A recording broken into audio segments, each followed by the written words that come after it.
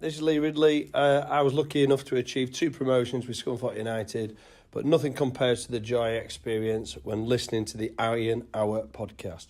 Just a heads up, this podcast contains strong language, you know, the good stuff. If this isn't for you, turn off now. For the rest of you, now fucking enjoy the podcast. Willkommen zum Iron Hour Podcast. Ich bin dein Gastgeber Barra. Guten Morgen, Barra. Unglücklich für mich. Mein Deutsch ist nicht sehr gut, aber mein Name ist Max. Und das ist Gareth, ja? I have no idea what we're talking about. I just speak English. Not very well. Welcome to the Iron Hour Podcast. We're here in Germany, in Cologne at the moment for the Euros. We did have the full ensemble yesterday, but Marco has gone home. He was, let's be honest, he was too pissed yesterday, wasn't he? It was alright. I think it had a bit of, I don't know, Italian flair. Well, like an Italian, he's left a conflict involving English and the Germans halfway through, and has decided that he's gonna flee the scene. I mean, look, we've had Jamie on the podcast before. He was a little bit merry. I think Marco would have been fine, but he clearly just wanted to sit and eat ice cream and get drunk instead. Yeah, we should probably apologise if the audio's not fantastic.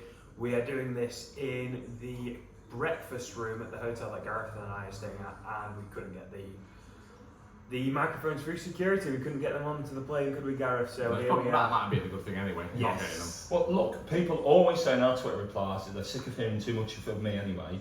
So now instead they get some sort of slightly dodgy German talk radio over the top instead. It is usually your dad saying that though. Yeah, but in a way, it is at least 50% his fault. So. Good maths. And we've got on display here the Scunthorpe United bucket hat, provided by Best Bank's Wholesale, and still available in the shop. I think they've sold them. Wow. I think they've got their own branding, their own version in now. And as well, if anybody's not aware, they're reversible as well, aren't they? So you can either have it with the blue with the Unity badge, or if you flip it on the other side for a more modern look, you can have it with the claret with the well, up until this season just gone, the current badge. We could be on QVC. Yes. Anything you need selling? Right, so we'll probably make this one a short one. We thought we'd review the 2 England games so far, look ahead to the rest of the Euros, anything that's taken our fancy, anyone that stood out. So we'll just kick off with the first England game then, Max. It was a good performance, good first half. Happy with the win? Happy with the win against Serbia. I thought the first half was good.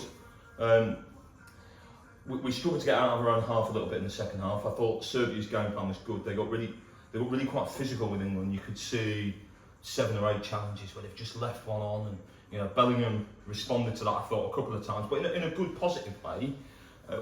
Probably the man of the match from an England perspective for me was Bellingham. And look, this is tournament football. Up until Southgate had taken charge of England, it seemed like we never won the first game at a major tournament, and now we've taken it a bit for granted. The vast majority of sides who play international football are not clowns. They've got to the tournament for a reason. So yeah, I thought Serbia was positive.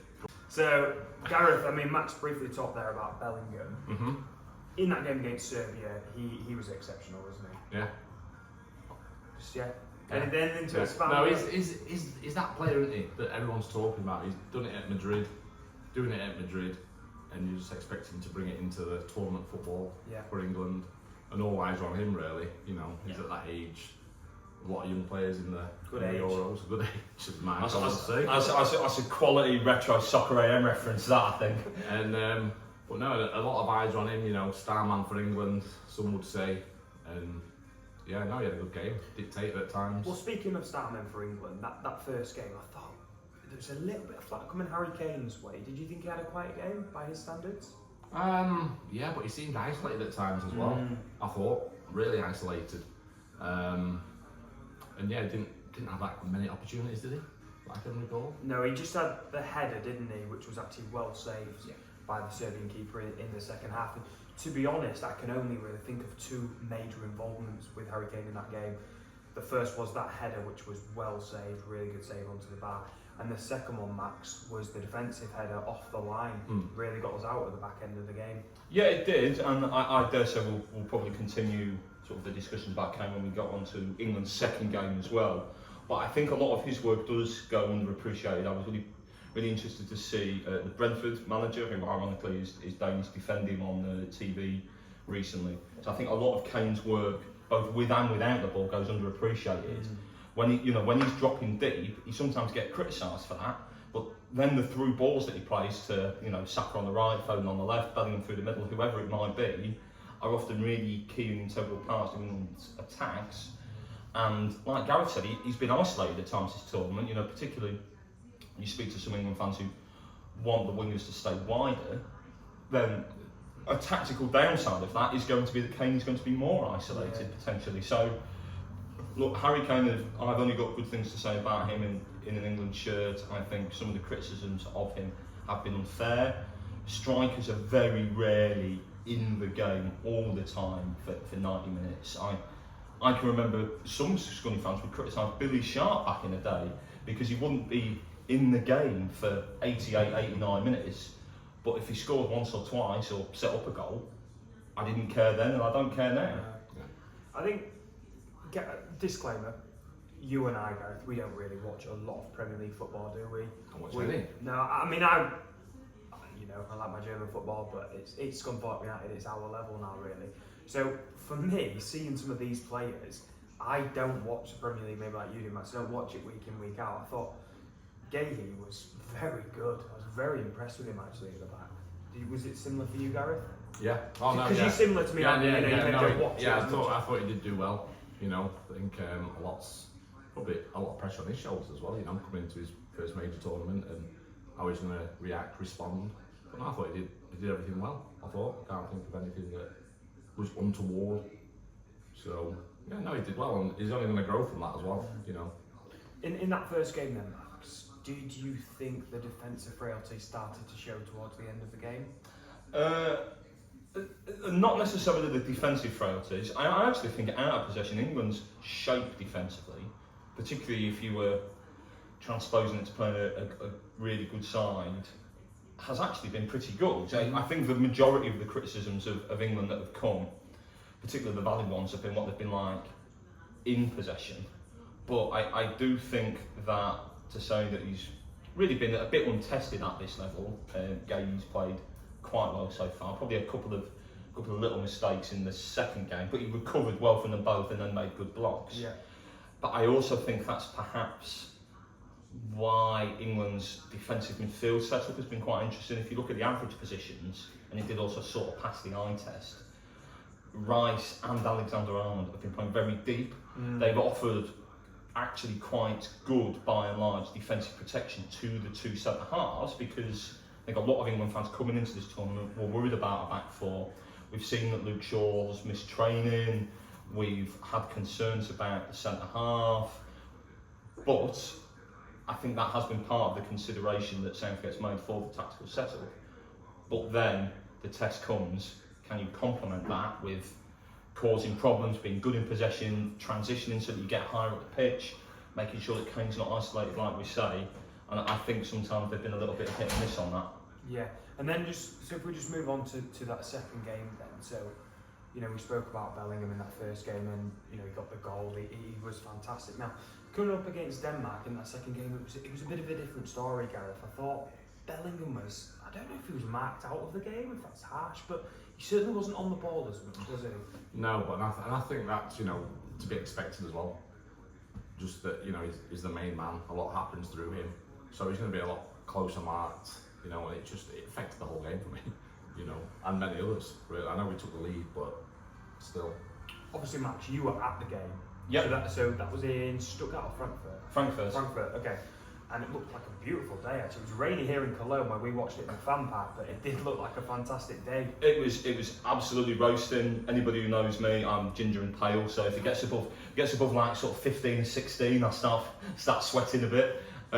Weather was fantastic, atmosphere was great, so absolutely zero trouble amongst any of the English or the locals or the Danish fans. They closed the roof, which I think did make the atmosphere better, but I do also think it made it a little bit hotter.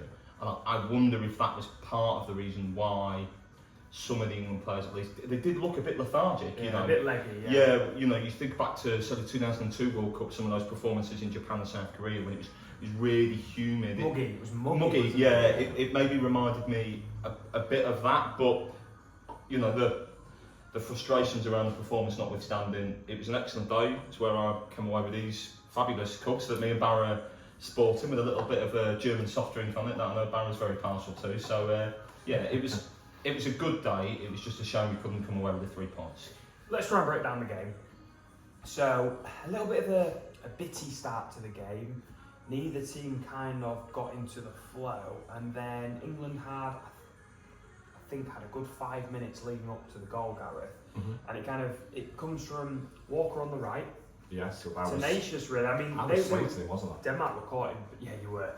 Gareth really went in on Walker, actually. God, honestly, so did the bloke stuck behind me in the England end. You really went in on Walker first 10-15 minutes, but yeah, no. Denmark for once caught in possession. Yeah, didn't realise Walker was there. Nipped in. Yeah. Ball across, a little bit of a scramble, and who should the ball pop to but Harry Kane? Yeah. And he puts us one up. What are you thinking at that point? Do you think we'll be alright? The reason I say that is we went 1-0 up, and although he was a little bit merry, our friend Ryan turned to me and said, "I'll take a draw now." He and I thought, He did. During the celebration, what was you thinking? After I'd been recovering from being smacked by Ryan. Yeah, you got you too. Left-right combo, yeah. No, I was thinking, when he said that, I was thinking, huh? You know what I mean? Not really thinking any more of it. But he was right in what he said. Because after that, we just capitulated, I thought, in some respects. Just sat back. Sorry, this is a banger, this. The man will be able to, hopefully they can't hear it. Sorry, Gareth, go on. I'm just trying to... You are sweating. I've got you there. I'm red hot. Bop into a bit of Macklemore, I think it is. I'm so hot, honestly. Oh, there's no air conditioning, is there? You're really not. So, yeah, we go 1-0 up. Now, for me, when I think of England in the group stage of tournaments, this was a typical performance and result. We got 1-0 up relatively early on. The lead last 16 minutes, and it's difficult because if I say lesser team, it seems really snobby and like we're overconfident and brash. But on paper, we are a better team than Denmark. So the lesser team, the lead only lasts 16 minutes max, and they get all over us at one point. Yeah, so I mean, it's worth pointing out that Denmark have won one more European Championship than England have. Absolutely. As all of the Denmark fans in Frankfurt like to remind us all of the time. They just kept singing Champions of Europe, you'll never sing that. I thought like, this must be what it feels like playing Villa. Yeah. Look, it was disappointing, but I would say Denmark are a consistently pretty decent side at international level. Very rarely do you see the game where any side tears them apart. They're sort of with a back five. They clearly had a very concrete game plan to swarm Bellingham, who I think almost tried to do too much himself. There was probably 4 or 5 times where he's beat one man and then he's trying to beat a second immediately rather than just play the ball out wide, keep recycling possession.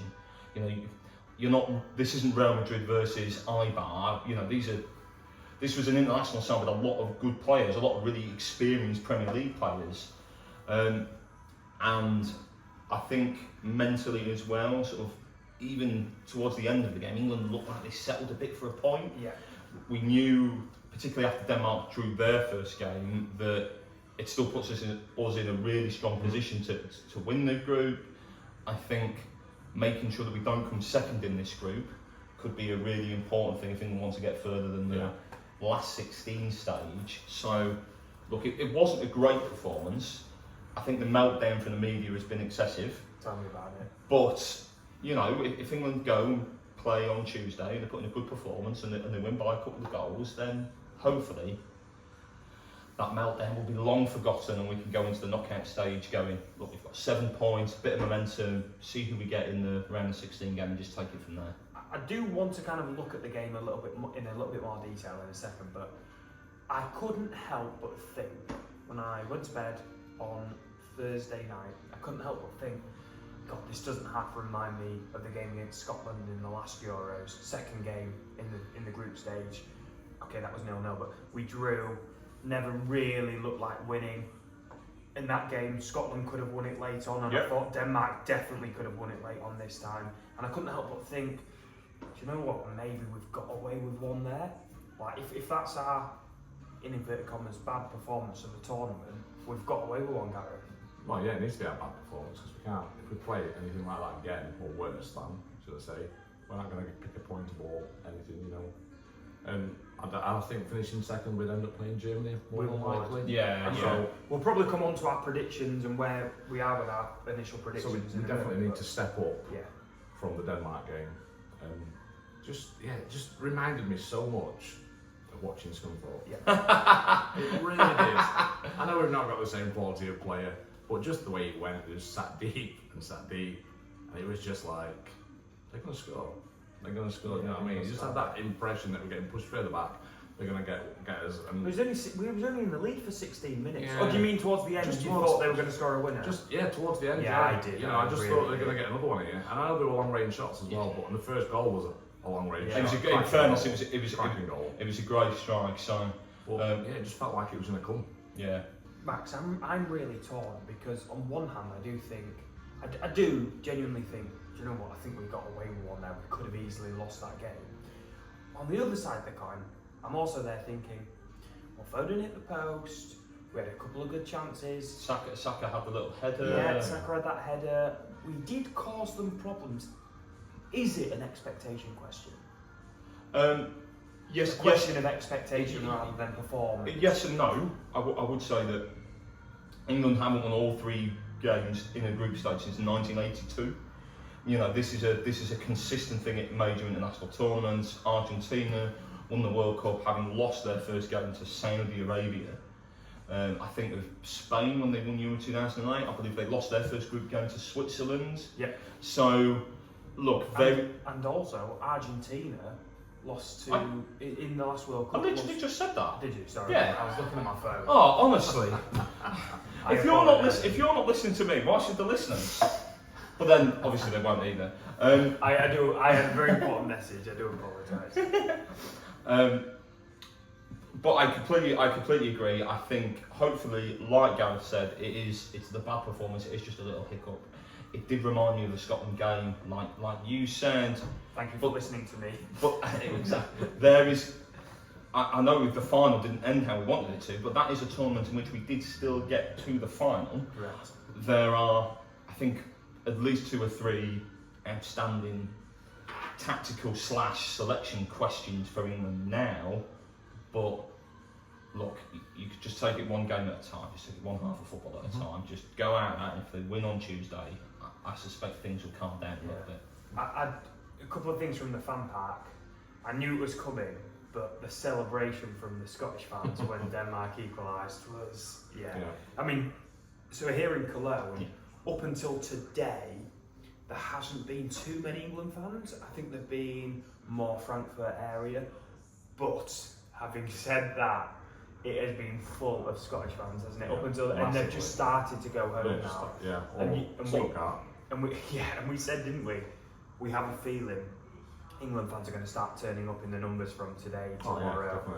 Definitely. Weekend. I just hope it doesn't turn because it's been so nice. It has been really good. Atmosphere, friendly, you know. Saw the police running away yesterday, chasing wherever they were going to. I don't even know if that was fans. No, I don't know what that was. They ended up on the pedestrianised section, didn't they, in a van and had to be turned around. I hope nobody was in a bad way. Yeah, definitely. But no, it's been really friendly atmosphere. You know, the city's been very welcoming as well. Yeah, Cologne's great. If it stays that way. Yeah, if anybody gets the chance to visit, I would encourage it. I think one of the things I've liked is that there's also been like a lot of Germans. It sort of struck me as maybe being like a bit of a Newcastle or a Liverpool in terms of like it's maybe a bit of a stag do town. You know, people here drinking. I've seen lots of that. It's more Brighton. That's the kind of place that it is. Go on, Gareth. I'm not saying anything. I'm not saying anything either. No, seriously, Cologne is like the gay carnival capital of Germany. It's fantastic. It's like partisan atmosphere. I think it's been amazing to be here. So, looking ahead then to the final group game, we've obviously got Slovenia. Now, Slovenia did manage to get that late equaliser, didn't they, against Serbia? which probably helped. Hang on, no. Again, yeah. No. It was Serbia. It was Serbia who equalised in the 95th minute against Slovenia. I must have had too much Spezia. If anybody doesn't know what Spezia is, it's half Coke, sort of half that Fanta Tango, and it's not as awful as that sounds. So late equaliser in that game has done wonders for us because it now puts us 2 points clear in that group. Yeah. Knowing that probably a point would be enough to win the group, do you think? If we drew, Denmark would have to win by 2 goals to overhaul us on goal difference, which could happen, and I would not want us to be taking that risk. No, you know, particularly as I think, as most England fans know, if we finish second in this group, we would 99% we're recording this on Saturday afternoon. Yeah. We'd almost be destined to play the Germans, which would it'd be a big game, but we've got no chance if we play Germany at this stage. I'm not sure. I wouldn't say no chance. Okay, yeah, there's always a chance. Yeah, you're telling me there's a chance. Yeah, and I think in that game, I would at least hope that England would raise their game, and you wouldn't need or necessarily expect to have quite as much possession. Yes. You would have a better chance of hitting them on the break, particularly with pace going forward. But look, playing them at less than half of Wembley 3 years ago versus playing them at a full, I believe it would be Dortmund. Yeah, would be 2 very, very different games, for better or worse. Yeah. In fact, go to your head prediction for the final group game. Give us a score prediction, Max. Gareth first. Max is drinking. Oh, I'll go. I will go 2-1. England. Yeah, Max. 1-0 England. I'm going to go 1-0 England also.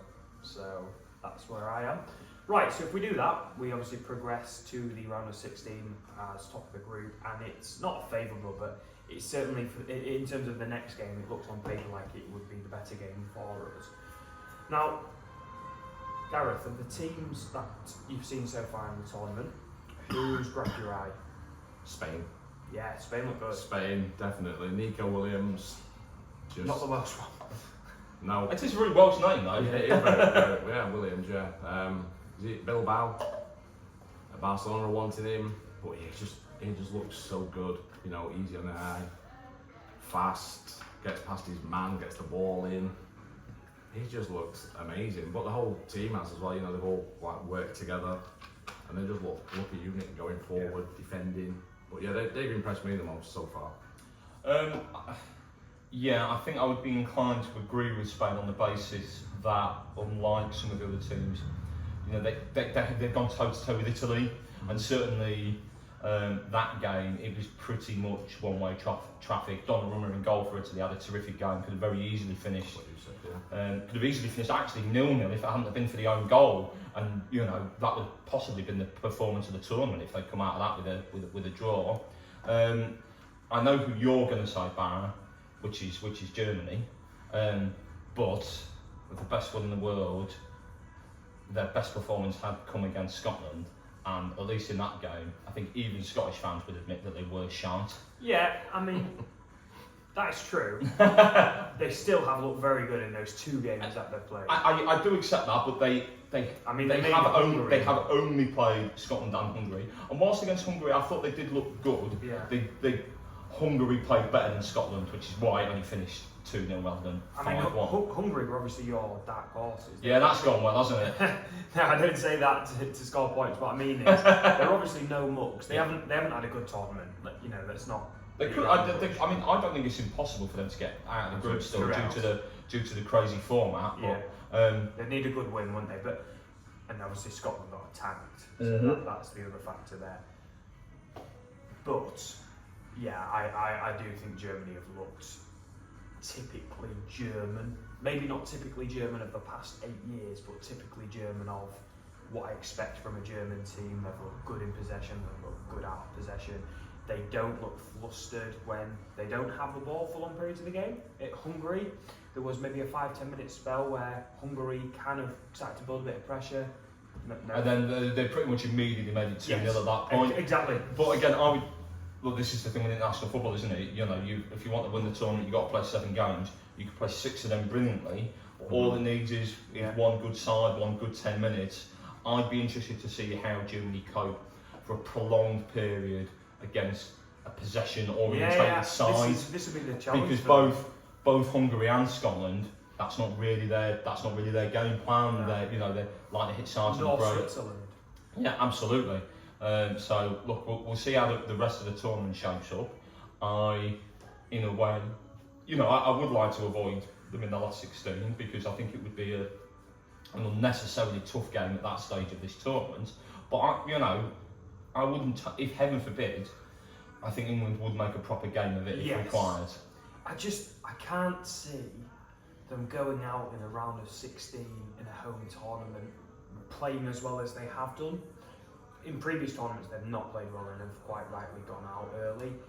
The way they've played, I'd just be amazed if they went out the round of 16 at a home tournament. It just doesn't feel like that's going to happen. Does that make sense? Yeah, of course it does. But look, in a couple of weeks we'll have a much better idea of everything going on at the tournament. So, look, it's been fun to watch so far. But yeah, I reckon there's going to be a few twists and turns. Yeah. Gareth, you obviously weren't on the podcast when we did our initial predictions, but did you have Hungary as well? Yeah, for your die policy. See, that's honesty there. He could have gone, no. It was Scotland. No, it was Hungary. And so, who was your pick to win it? Do you remember? I didn't have a pick to win it. No, I didn't really have one. Obviously, I want England to win it. Obviously, but no, I didn't really have. Of course, very good, Barra. Thank you. No, I didn't have anyone. I didn't have a pick for a winner. Just Hungary's my dark horses. But I don't know how well that's going to go down. We'll find out. I mean, I guess I'd be interested in, because I know we haven't talked about whether or not we'd make too many changes at this point. Gun to your head, Gareth or Barra, how far do you think England are going to get? I think we will get knocked out in the semi-final. I was going to say semis. Yeah. So was I, which makes us very boring. But yeah. No, I'm not even going to make a real joke. Make I can't. I knew it. I can't be bothered. I'm prepared to make a joke. Knocking out a semi? Oh, surely not. So, I mean, that's where I am. Yeah. I mean, negative. Of course, we want to win, and we'll get carried away if we put 4 past Slovenia. We'll all think that it's coming home again. But yeah, that's where I am at the minute. I think I think a courageous semi-final defeat is where I can see this ending. Yeah. And then and that would be very English. I think it would probably be, if that happened, I do think it probably would be Southgate's last tournament. Mm-hmm. But he would deserve to leave with thanks and a bit of dignity on that basis, because I think some younger England supporters and also some younger Scunny supporters that we speak to who we can't remember just how crap England were prior to Southgate taking over, and then during the mid-2000s, that so-called golden generation, just how disappointing we were. Didn't even qualify for the 2008 Euros. Exactly, yeah, just ridiculous. Couldn't get past any quarter-final under any circumstances in any tournament. Just how disappointing they were and just how much they underachieved.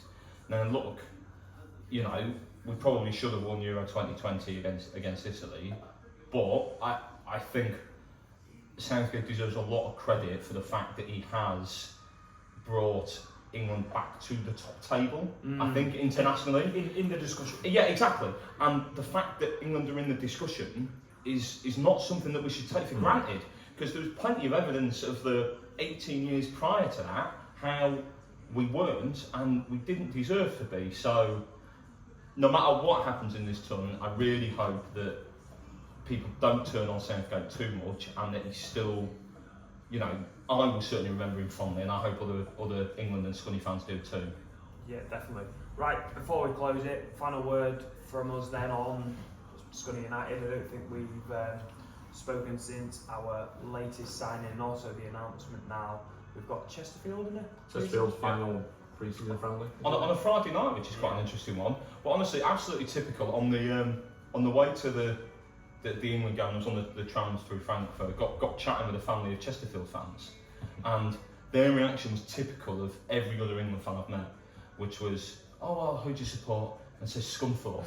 And then they greet you like somebody in your family's just died. Yes, You know, I've had this. oh my god, I'm so sorry. I'm thinking, in many ways, the genuine like sympathy makes it worse. It really does. But then, like, less than 24 hours after I'd got a chat with them and we were talking about Paddy Madden, so obviously they've just signed him on a free from Stockport, so it'd be really great to see him back at the Atlas Arena. And then, you know, we've got a friendly against them, so look, we'll see. There's still a lot of work to do, I think. I'm sure it's going to be a big pre-season for Butler to try and get the players set up personally and collectively in the way that he wants them to play. So, yeah, I'm trying not to think about this really too much over the next couple of weeks, but ready for England to break our hearts instead. No, absolutely. Right, should we wrap it up? Yeah. Right, thanks for listening once again to the INL podcast. Like I said, we're out here in Germany and we'll be out here for another 3 nights. I think so. 4 nights. 4 nights, Oh. and we'll be heading back. And so, yeah, we'll hit you up with another podcast. And Gareth, are you going to put any of these vlogs out that you've been doing whilst you've been over here? Not really doing anything, I've just been doing a bit of recording. I'll put something out today as well, going to a game. Yes, we forgot to mention Oh. a huge thank you actually to Scunny fan Chris Owen, who's actually lives in Germany and managed to help us out, didn't he? We're Yes. getting tickets for today. So Chris, if you are listening, what a legend! Thank you so much. Wunderbar, Chris. I'm not going, but these two are. What game are you off to, fellas? So it's Belgium versus Romania Yep. this evening, 9 o'clock in Cologne. German time, 9 o'clock, 8 o'clock for the punters back Correct. home. Yeah, of course. As I say, Chris, I met him in the Iron Bar with Ryan. Actually, met him in the Iron Bar over Easter, and we got talking, and I could hear he was speaking to his friends in German. I thought, oh, he's pretty. Yeah, exactly. Barrett does. He's like Straight a dog over. cocking his leg. And then it'd come out that they had tickets for this game, but they were going to return them, and I was like, Don't you dare! Gimme! So yeah, thank you, Chris. We can't wait for tonight. Well, and actually, so obviously you're off. So keep an eye out for these two, Ryan and Becky. Yeah, big fans of the podcast. So shout out to them. So keep an eye out for them on the TV. And what's your prediction for the game tonight? 2-0 Belgium. I'm going 1-1. Yeah. Yeah, I'm going 1-1. Like Romania? Pardon? Do you like Romania? I've never been to the country. They played very well. They played very well in the first game, I thought. If any of us had picked Romania as a dark horse, you'd be feeling more fueled of optimism. Yeah. But it's a massive game now. You think of how disappointing Belgium were in their first game that they lost.